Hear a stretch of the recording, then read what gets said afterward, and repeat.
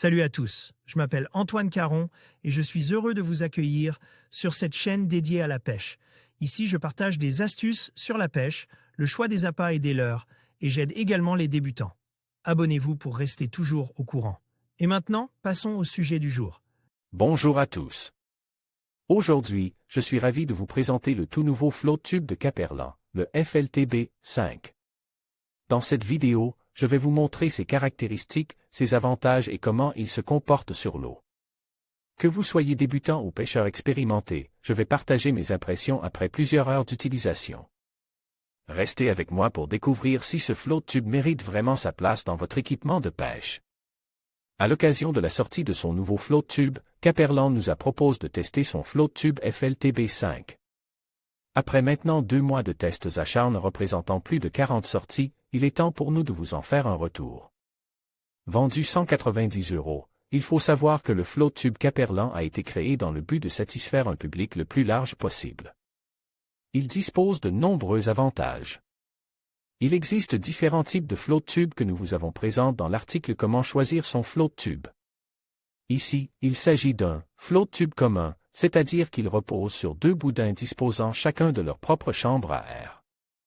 De plus, l'assise et le dossier sont gonflables de sorte à garantir un confort optimal durant vos sessions. Ensuite, il est recouvert d'une toile de polyéthylène qui est très compacte, ce qui va vous permettre de pouvoir passer dans les ronces sans l'abîmer. Enfin, il dispose d'une quantité folle de petits details qui au fil des sorties vous changez la vie, une option sac à dos pour le porteur sans se mouiller le dos repose qu'à intégrer des poches amovibles pour s'organiser comme on le souhaite un tissu de réception conçu pour mesurer les poissons des poignées facilitant le transport sur de courtes distances des sorties d'eau sur le dessous.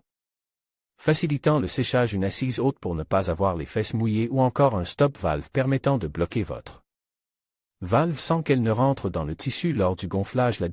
Tout d'abord la découverte du float tube avec les premiers réglages que ce soit, la profondeur du dossier, la pression à mettre lors du gonflage dans l'assise et le dossier. Trouver mes repères. Avec ce nouvel engin, cette première phase a été un peu compliquée pour moi. En effet, j'utilise un float tube avec une assise et un dossier en mousse depuis 8 ans. Je ne me sentais pas à l'aise sur le float tube. J'avais l'impression de pencher, et puis le siège couinait dû au frottement entre l'assise et le dossier. Mais rassurez-vous, cette période n'a duré que l'équivalent de 2 à 3 sorties. L'expérimentation, c'est durant cette phase que j'ai vraiment pris conscience de l'engin qui avait été mis à ma disposition. Pendant cette période, j'ai souhaité découvrir le potentiel de ce float tube. J'ai alors essayé d'en trouver tous les défauts possibles. Premier test, le transport à dos d'homme. J'ai marché 2 fois 3 km avec le float tube sur le dos pour tester l'option sac à dos. La première fois, à la fin de la marche, le dossier était complètement dégonflé. En conséquence, j'ai pêché l'après-midi sans dossier. Mais je ne souhaitais pas m'arrêter sur un seul test. La seconde fois, j'ai fait très attention lors du gonflage. À la fin de la seconde marche, le dossier n'avait pas bougé et était toujours gonflé comme je l'avais souhaité. L'explication est simple, la première fois la toile était en contact avec la valve et c'est pour cela que le dossier s'est dégonflé. Donc, lors du gonflage, il faut faire attention à bien placer votre toile pour ne pas qu'elle nuise au gonflage de votre float tube. Second test, charge maximale. Lors d'une session, j'ai proposé à un ami d'essayer le float tube pour qu'il me dise ce qu'il en pensait. Son retour a été très pertinent. Cet ami pèse un poids d'environ 130 kg. Et le float tube FLTB 5 de chez Caperlan est annonce pour porter une charge jusqu'à 130 kg. Il avait eu beaucoup de mal à trouver un float tube à un prix abordable, capable de supporter son poids, lors de l'achat de son premier float tube. Voici ses réflexions à l'issue de son test. J'ai été très à l'aise sur ce float tube, je ne me suis à aucun moment senti en danger. Ou alors en position inconfortable. La taille massive des boudins me réconforte lorsque je suis monte sur le float tube, car ils sont source de stabilité. Troisième test, l'assise. Je ne suis pas une personne très grande, environ 170 cm, et certaines fois il est difficile de se sentir en bonne posture lorsque je palme. La distance entre le dossier et l'assise est longue et ne me permet pas de me caler convenablement. Mais sur ce modèle, une mousse a été rajoutée spécialement pour les personnes comme moi. Elle permet de se caler et de se sentir bien lors des déplacements sur l'eau. Quatrième test, le porte-canne intégré. Des fois cela m'arrive en partant précipitamment de chez moi d'oublier mon porte-canne. Et en arrivant sur le spot, je ne peux alors emmener avec moi qu'une ou deux cannes. Durant la 5e sortie ce fut le cas. Et ce jour-là j'avais en porte 4 cannes. De base, le porte-canne intégré au FLTB5 n'est conçu que pour une seule canne. Mais j'ai voulu essayer d'embarquer malgré tout mes 4 cannes.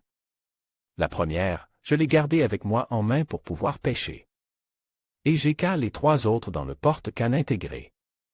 Les cannes rentraient sans souci, et cela m'a permis de les transporter pendant toute la journée.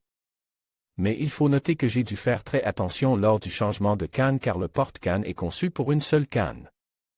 En conséquence, si vous prenez plusieurs combos, il faut tenir toutes vos cannes lors de la manipulation pour s'assurer qu'elles ne tombent pas à l'eau. L'amusement une fois tous les tests finis et connaissant le potentiel du float tube, je l'ai amené partout. Et oui, je ne l'ai pas précisé plus tôt mais ce float tube ne prend presque aucune place dans la voiture. Désormais, il est en permanence dans ma voiture. Ainsi, je sais qu'il sera présent à chacune de mes sorties si besoin. En conclusion, ce float tube est le résultat d'une recherche très aboutie. Il conviendra à tous les pêcheurs qui aiment vadrouiller, débutants comme confirme, à un prix qui défie toute concurrence et sans réel défaut. J'ai été bluffé par la qualité de ce modèle, et à présent j'ai troqué mon ancien float pour celui-ci. Article rédigé par Théo Nadal. En conclusion, le test du nouveau float tube Caperlan, le FLTB5, a révélé des performances impressionnantes et un confort optimal pour les pêcheurs.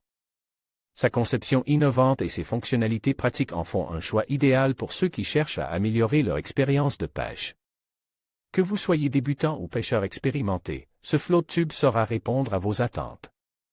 N'hésitez pas à partager vos impressions et à nous dire si vous envisagez de l'essayer lors de votre prochaine sortie. Merci de nous avoir suivis et à bientôt pour de nouvelles aventures de pêche.